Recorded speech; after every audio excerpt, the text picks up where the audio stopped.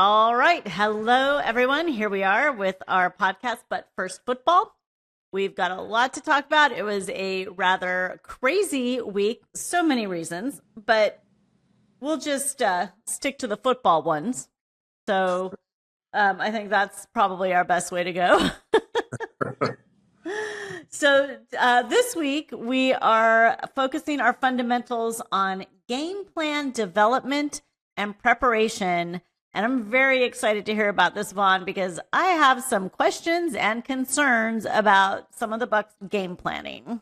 Okay. Well, I thought it would be a good point in time because when you watch the TV broadcast, you hear there was a lot of discussion about the game plan and guys focusing on the game plan and how it's implemented. So I thought just give some context to it. I would talk through kind of how we install the game plan in a given week. And so I think I've mentioned before that the heavy lifting days in the NFL are Wednesday and Thursday. The work week for us starts on Wednesday. However, quarterbacks, almost all of them typically get the game plan on Tuesday, which is the NFL's day off. And so because they are, they're required to know everything the receivers do, they're required to know all the blocking schemes. And so there's a little bit more on their plate. So they get it Tuesday. If they don't necessarily come in and get the work in with the coach, they at least have it in their hand on Tuesday night so they can start going over it. And so I'm going to talk about how we did it with Marty Schottenheimer because I really appreciated the way he went about it. Whereas Wednesday was the focus was on what the other team did, and Thursday was the focus was on what we did. Now, to the outside observer, it might appear to be the same thing in terms of, hey, they're running the plays they're going to run that week against the looks that the team they're playing is going to give them.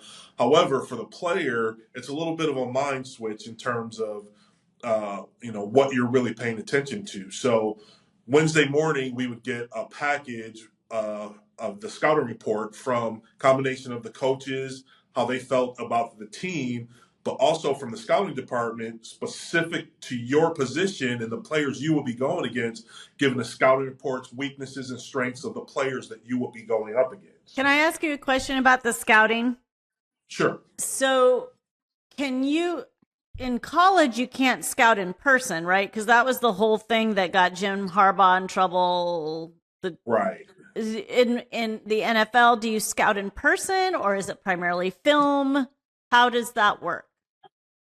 Well, for the player, obviously, it's primarily film. Again, the rules in the NFL don't apply to the college, and I don't think it's necessarily that you can't have anyone in person. You just can't record electronically. I believe Okay. in college, it was the point is that they were recording, and so that kind of broke the rule. Okay. But yeah, there's advanced scouts that go out and go to the games and watch the games. But there's not much. Everyone gets everyone's film. All 32 teams get every film from that weekend. So there's not much you really now. Communication between sidelines, which is what they're trying to protect against. Everyone can see that, and there might even because I remember the Patriots got in trouble a little while ago when Belichick was there Spygate. for something similar. Yeah, well, right.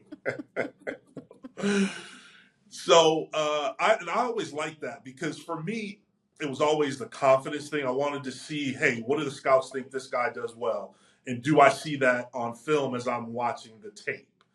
And so, like I said, Wednesday was about what we did.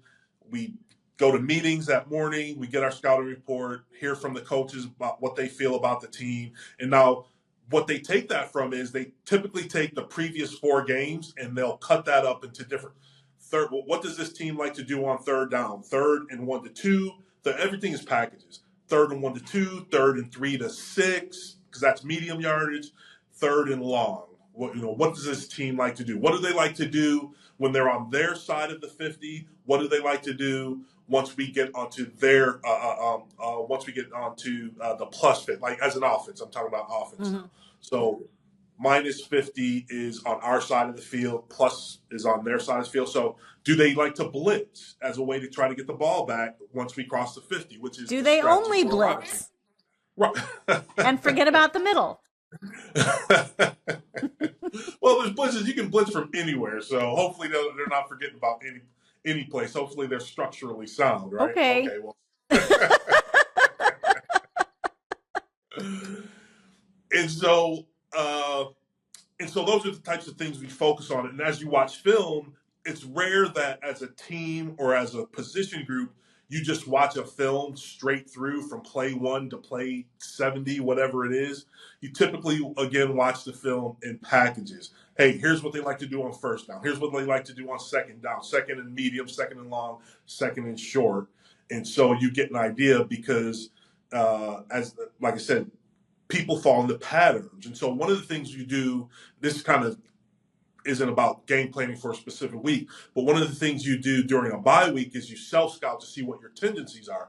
Well, that's what we're doing. We're looking at what are their tendencies on these down and distances, this part of the field, that part of the field, and that's how we're going to attack this team. Now, the next day is about, hey, what are the nugget things that we do well that we want to run against this team, as well as what are we going to dust off in the playbook that maybe we haven't run in several weeks, but presents a unique opportunity against this particular defense that we're playing this week. And so that was what Thursday was about. And as I mentioned briefly, you take the cut-ups from 4 games previously, and if it's a division game, you would add that 5th game because you probably already played them earlier in the year, or you take the last game from the previous season and use that as a cut-up.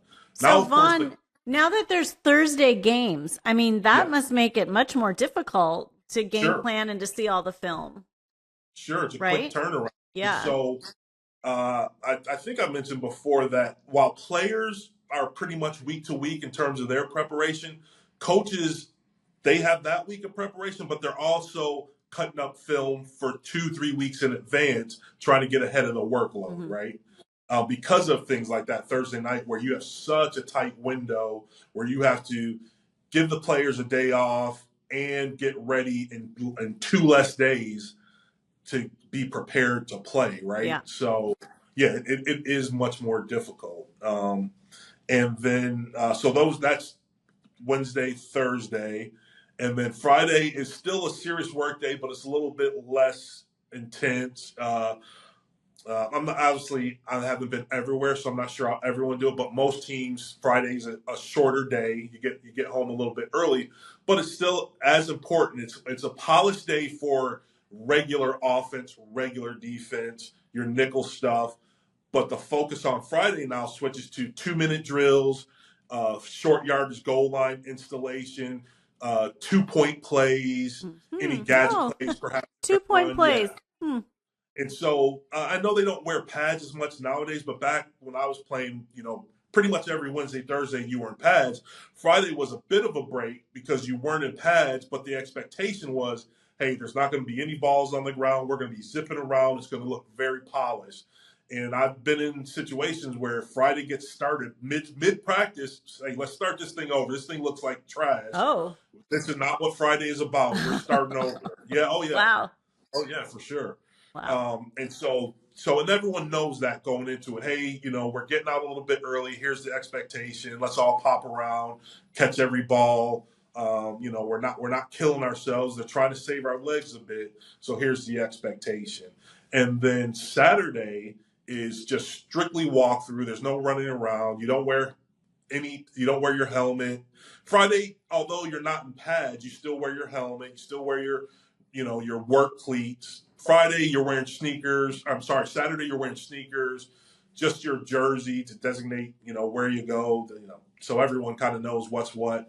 And then, but the cool thing about Marty and Coach Ross, going back to Coach Ross, those were big days for situational football. Now, that's something you always heard a lot when the Patriots would play with Bill.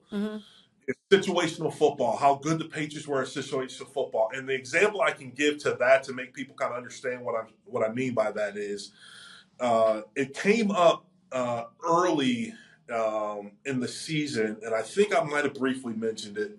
But for example, you'll have a situation where, and this is called out by the coach. Everyone's on the sideline. He's calling in, hey, it's the first team offense. Hey, Vaughn Parker is down. Who's his backup? you go like, so everyone has to know, you have to pay attention. You can't be on the sideline messing around because you have to know what's being called, when it's being called. But so this situation comes up, punt team, first punt team goes out. Here's the scenario. We're up by 5. It's the last play of the game. There's seconds left in the game, but we have to punt the ball away. We punt the ball away. What do you do? So the question is, you see they run down, they cover the punt, and they down the ball, meaning the team that's punted the ball, us, touches the ball. Well, by rule, that gives the other team not just the ball where it's spotted, but it gives them another play.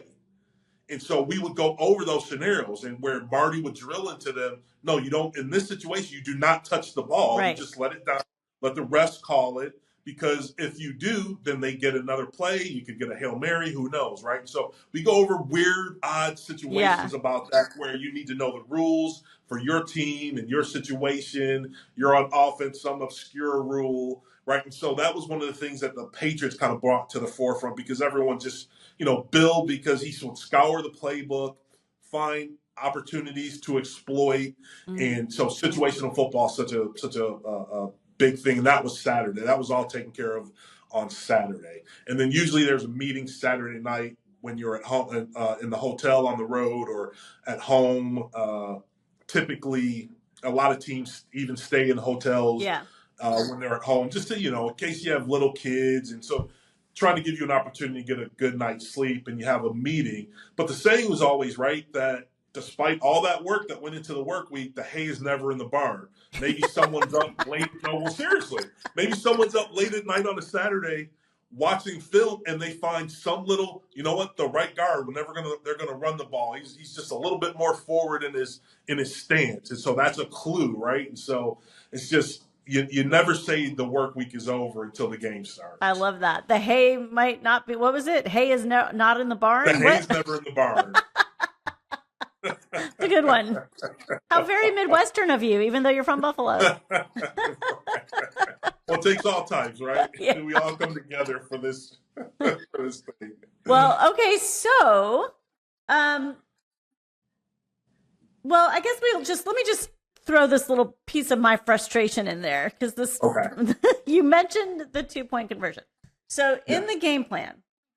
Yes. So the Bucs played Kansas City Monday night, which, first of all, we've discussed the Bucs don't play well on national TV. That's one thing. Yeah. It felt like midnight by the time the game started because it was so freaking dark. Yeah. Was there ever any conversation or perhaps game planning around, hey, you just scored a touchdown. There's 27 seconds left. 2-point conversion wins the game. Or let's just go for the tie, and it's pouring rain, and we're in Kansas City in a hostile environment, and we're going to have to win a coin toss. You get my meaning here? Now, the decision to go for it or not go for it was above my pay grade. Those things weren't necessarily discussed with us. However, sometimes if your coach is feeling good, hey, guys, if we get in this situation, this is what we're going to do. Be ready. This is the play we're going to run because we're going to go for it. We're going to go for the win, right? So maybe that happens. But in that situation, I'm pretty sure the conventional wisdom is that thinking you're the road team, you've traveled, maybe you're a little, not maybe, but the idea is that there's more to lose for you because you're a little bit weary from the travel and you're on the road and you've got the home team who's been comfortable at home all week on the ropes and you can go for the win and it's three yards versus letting Patrick Mahomes get the ball. So yeah. And now he's got a body of work now where you have to consider. Because most instances, you're not considering necessarily who that guy across from you is. It's just the opposing quarterback. But he's got a body of work now where it says you don't let Patrick Mahomes get the ball that last time and leave it to the coin toss, right? Yeah. Because, and someone said it, I can't remember who it was. I was watching some national show, and they said you could see it on Baker's face. He goes like this. Coin toss, yeah. I mean, he knew.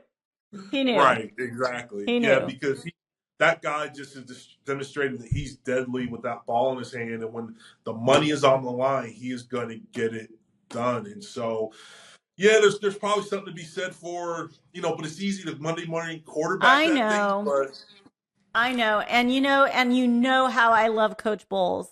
I do. yeah, I love him. And I heard what's his name? Colin Hurd. Colin Cowherd. Yeah, talking about uh defensive coaches don't always trust their offense, right? And so Yeah, maybe that was an element of that where Todd Bowles is very much a defensive coach. Maybe he wanted to put it back in but I was like, hello, no. that's I've heard Colin. That's his thing, big time. Like his thing is, oh, you get a young quarterback, you got to have an offensive head. That's just not. These staffs work in conjunction with each other. There's plenty of defensive head coaches who've had great offensive coordinators because that's Yeah, the thing. The guy's working with the offensive coordinator more closely than he's working with the head coach, even if the head coach calls plays like McCarthy, right? yeah. So that's really built up in his head about, I don't know that to be true Okay. necessarily. I just Well, think, I'm glad to hear that because I'm not always a huge fan of that show, but I happen to hear it. I don't know why, but yeah. I think I will say, just going back to that, I thought Liam Cohen did call a great game. I think offensively, we we played extremely well against a really tough defense. And especially for being down your top two Oh receivers. yeah, Absolutely. yeah, Yeah. yeah, Yeah, I agree. And I didn't know who their offensive coordinator was, but I think Monday might have made him a bit of a star, right? yeah. Well, I'm Had a lot pleased of, with him. Pleased. yes, So yes, okay, agreed. so I took us a little off track. So we'll just mark that off as my frustration. Okay, okay. So, is there anything else you want to share with us about game plan development, or do you want to move into the frenzy? No, let's move into the frenzy. Sing I it had it like pretty me. good. No, thanks. Okay. All right. So, since we started with frustration, um, let's have yours. We'll skip around frustration. Okay, I'm going to skip around a bit more because my frustration is tied to my flop. Okay. And my flop has been consistent the last few weeks, and it is the Dallas Cowboys because it gets deeper, as they say. Sure does. And it just got deeper for them because now they are the Cooper Rush led Dallas Cowboys Mm-hmm. because, as most people know, Dak Prescott has a hamstring that is going to keep him sidelined for at least a couple weeks. Today And the they problem, said it was partially detached from his bone, so oh, it could really? be, yeah, Oh, geez. yeah. Well, in the best of times, a hamstring is problematic because pretty much the only thing that will help it is the rest and being off it, and it's a nagging injury. You come back a week too early, and then you strain it or tear it a little bit more, right? So it's one of those. I didn't know it was that severe. It I mean, just that sounds today pretty that bad. happened So today. I'd be surprised if 2 weeks is the prognosis, I don't think so. right? And Yeah. so, look, Cooper Rush has a little bit of experience, but is he going to be able to lead the boys out of this hole they're in? It just keeps getting worse for them. And again, Atlanta was probably a winnable game last week, but as it turns out, they didn't. They're And they are what about the Ezekiel Elliott deal? They benched him, or no, he didn't even travel with the team because he was bad. Like right. he had He been a was he bad was boy. What the heck? yeah, and they said missing meetings, late for meetings. So why did they bring that guy back? I mean, you're right. Flop, flop, flop all over the place. And I would like to hear more before I make a judgment on that because it's not something I necessarily have heard about him over the years.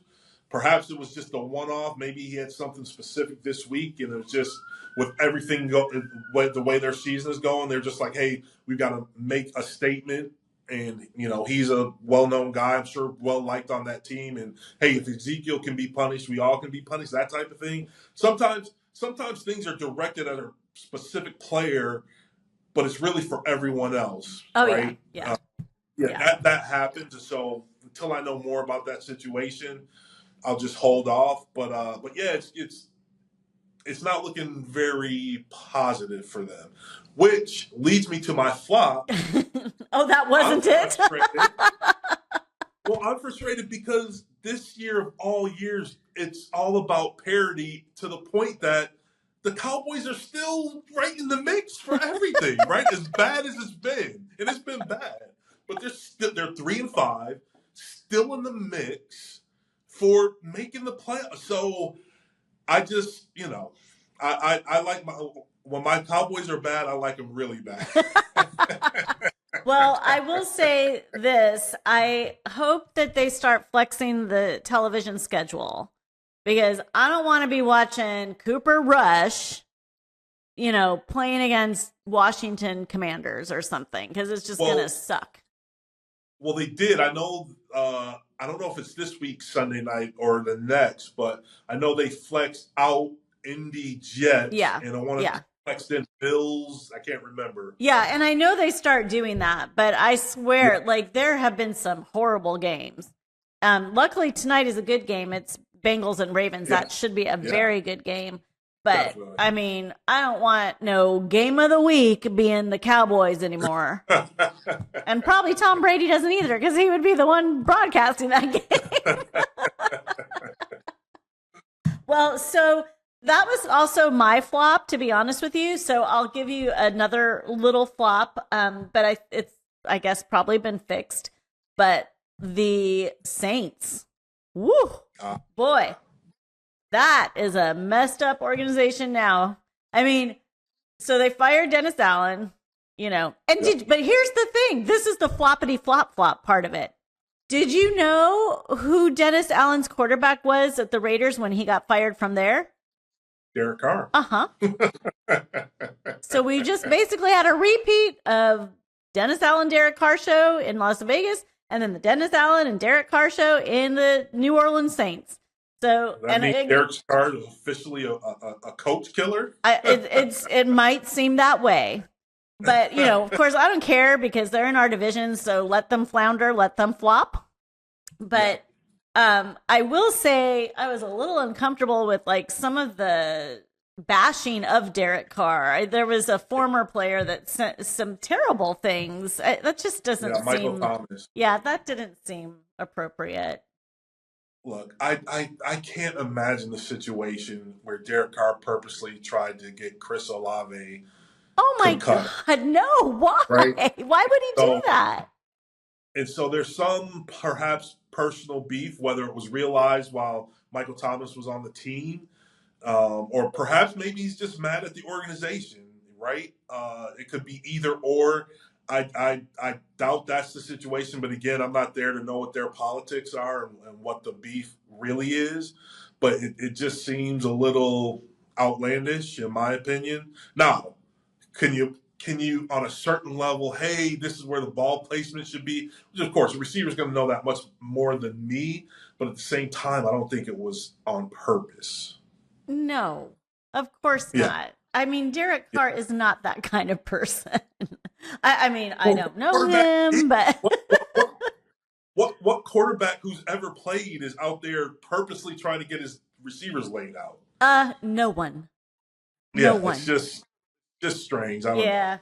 So I would mark the Saints down as another dysfunctional franchise. Yeah. So the Saints, the Panthers, the Browns, and the Cowboys are the flops for me of the season. At least at this point. Yes. All right, so we'll reverse course and go back to our favorites, and I have several this week. So okay, good. So we're gonna end on a positive this week. Yeah. So number one, the fashion fave. I am laughing at this because I absolutely loved Jameis Winston's look, and you did not. Yeah. Well, but I know why. I agreed with you on the coat. Yeah. Yes. So here's what I'm noticing about me this season. It's either the short suit that I like or the long overcoat. Apparently that's my thing this season.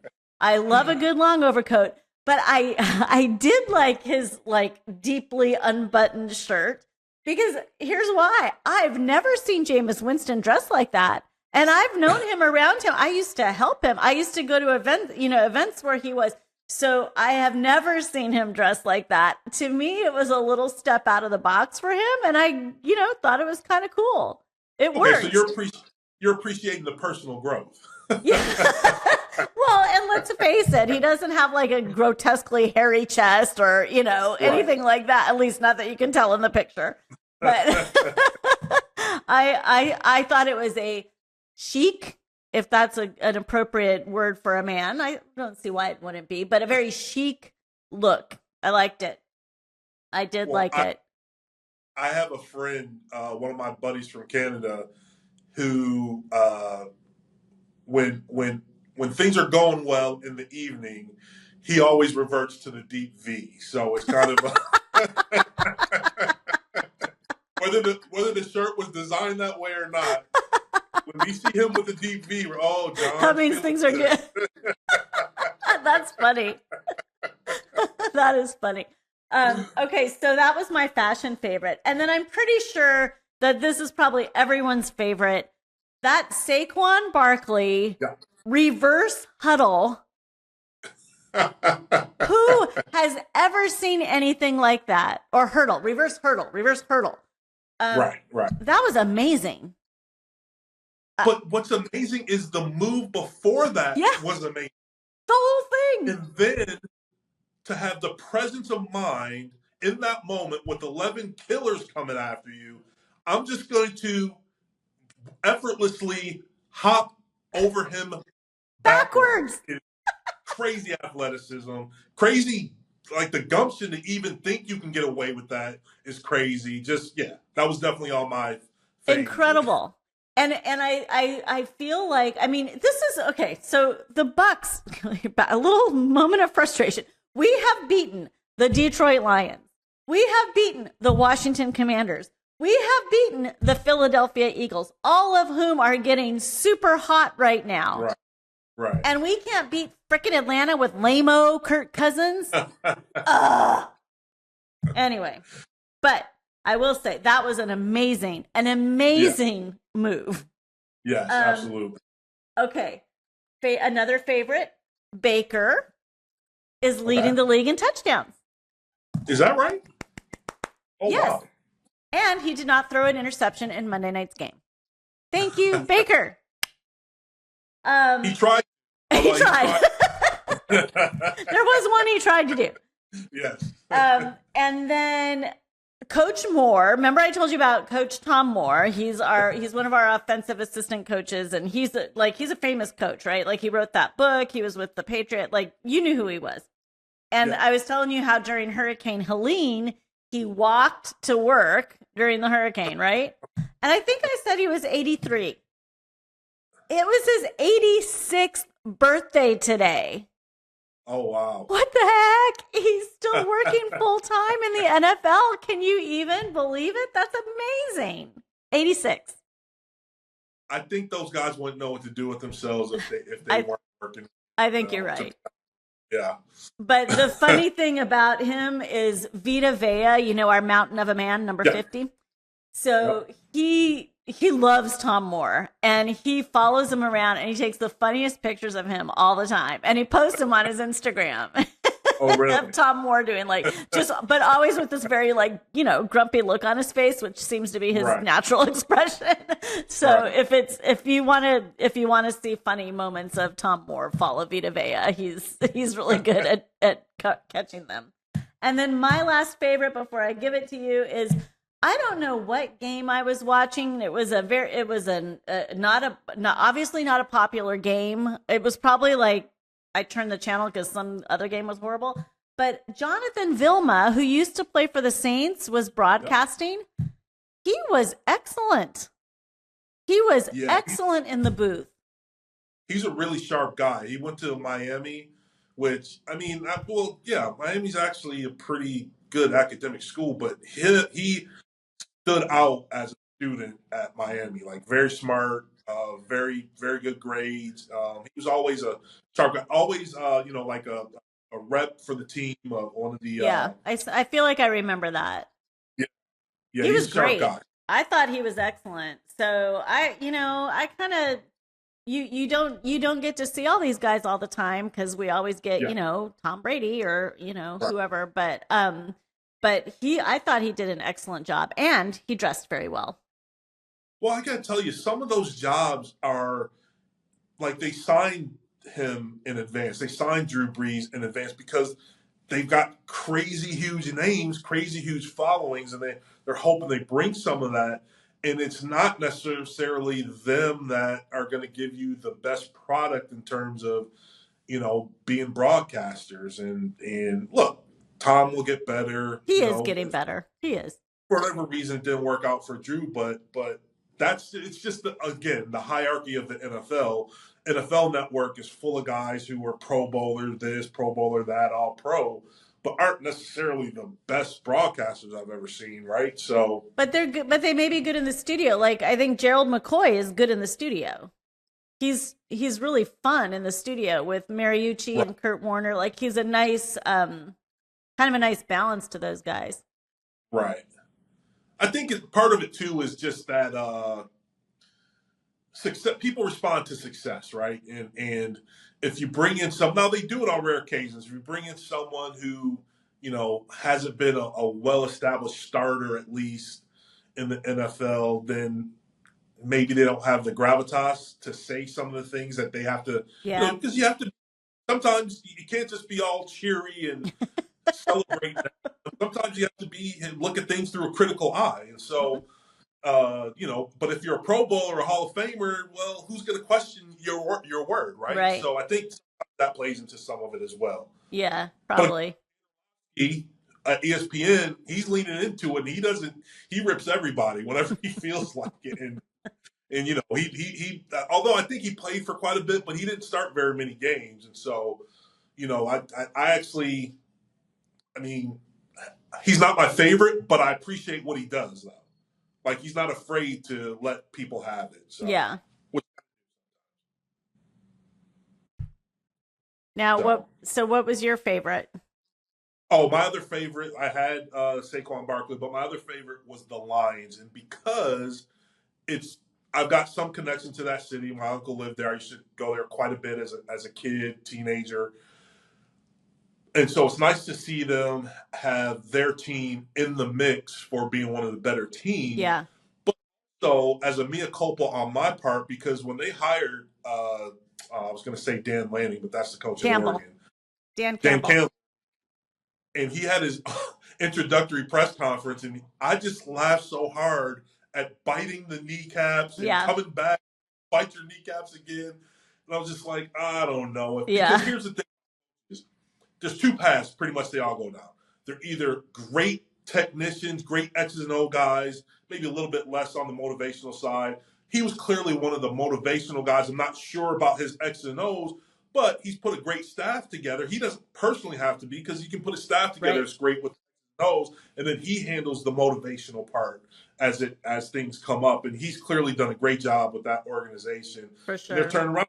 Look like the front runners in the NFC, if you ask me. So, I agree. Yeah. It's funny. We were very much on the same page this week with all of our favorites, frustrations and flops, Yeah. because I had the Lions down as one too. They're amazing. I got to say, the Lions, the Ravens, those are some teams that I'm really enjoying watching. So that could be a Super Bowl. That could be the Super Bowl matchup. I never give up on the Bucks, but right now I'm thinking it could be the Lions and the Ravens. Could be interesting. Yeah, I think the Lions are the front runner right now. Of course, there's plenty of football to play, but they look good. They sure do. They sure do. All right, well, good. I think we got through our things that we wanted to discuss. I am looking forward to tonight's game, Bengals and Ravens. It's going to be a good one. Tomorrow night, James and I are volunteering at the Mike Evans Gala, so I'll be excited to share with you what I see and hear there. Because he's one who is, recovering from a hamstring injury, like we talked about earlier. So we're hoping to see him back after the bye. But that's about it. So everyone who's listening or watching, please give us a like, a follow, and a subscribe on all of the various channels. And we will be back at you next week with, I'm sure, even more crazy NFL stuff. Yeah. It's starting to pick up now. It sure Everything's is. the next few weeks. Yeah. Yeah. And then we're going to get like lots of extra games like Thanksgiving and Black Friday and it's going to go crazy. Yep. All right, Vaughn. Thanks for the good info. Okay. Thanks, Kim. Bye. Bye.